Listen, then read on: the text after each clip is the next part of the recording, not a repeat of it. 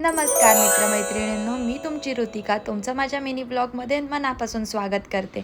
आजचा दिवस काही नवीन नाही, साधा दिवस, अभ्यास दिवस, बाकी व्यतिरिक्त काहीच नाही.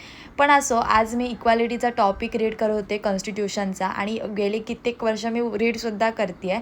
बट आज मी असंच विचार केला, इक्वालिटी कॉन्स्टिट्यूशनमध्ये सांगितलं आहे राज्याने भेदभाव नाही केला पाहिजे, सर्व लोकांना समान वागणूक दिली पाहिजे.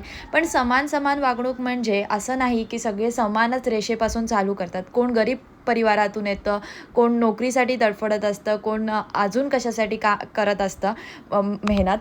सो सर्वांना समान करण्यापेक्षा जे डिस्क्रिमिनेट झालेले आहेत, की जे वर्षानुवर्ष मागे राहिलेले आहेत, त्यांना पुढं नेण्यासाठी आधार देणं म्हणजे ॲक्च्युअल इक्वॅलिटी असं आपण बोललो तर काही गैर नाही आहे त्याच्यात.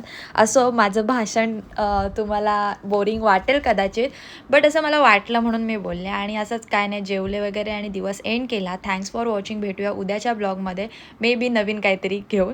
Bye bye.